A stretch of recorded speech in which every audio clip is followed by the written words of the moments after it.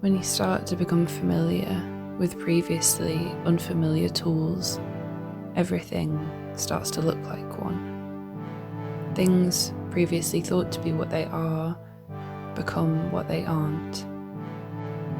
Much like the trees, sometimes we frame views for reasons we no longer remember, trying to figure out somewhere down the line why we are dressed in unfamiliar clothes, staring at something we aren't sure about.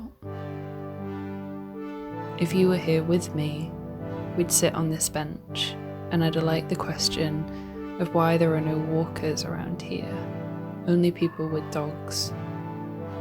In this moment, I'm trying to draw a line between two places, to say that this here is like another place that I've been. I'm circling back to another time when I felt watched, with someone searching with questioning eyes for a companion, finding only my late afternoon shadow and my aloneness. Now there is a conversation had only on the inside, stored for later within the body, without a listening ear to store it instead. The phone memo page becomes this: maybe I should get a dog. Standing under the roots of an enormous fallen tree, we listen to what it feels like to be an earthworm. Your body doesn't respond to the wet earth like mine does, listening to the damp silence with the joy of being buried alive. I say I get sad. You say you get apathetic. When walking alone, it's important to make your feet feel very heavy, forcing them to stick to the pavement so that you have time to look up and count all the things you might tell someone about later, or send a video of.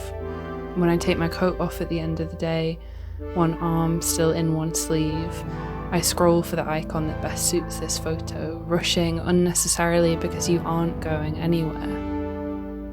I focus my lens again on trying to be myself by myself. I imagine a stranger from a passing car asking me why I'm walking so slow. Maybe they'll think I'm lost, and I'll tell them I'm not lost. I'm just waiting for the sun. I'll not consider the thought that I am homesick, or lovesick, or experiencing premenstrual stress. The mangled fruits whisper to tell me that they think the world is ending too slowly too. We each, you and I and the wasps, continue making our marks incessantly, hoping that something useful, in an eternal kind of way, might come out of it. Like the discovery of fire, or the sun, or the internet, we want something we touch to last forever. However, our understanding of futures does not hold space for the obsolete, and so often our inventions become paperweights in all other conditions. Like the sunshine recorder, which does not work in overcast or shadow. Alongside it, I refuse to work unless the sun warms my skin.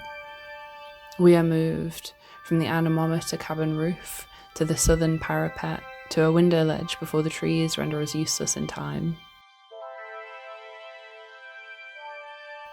I would ask you why imagery of the sun is so sexualized, whether there's something of the voyeurism of looking up that taps deep into something we long for, some kind of home or love or cycle, or maybe it's that flush of the skin, becoming so aware of your largest organ, particularly that place on the back of your neck, felt after a few hours of gardening.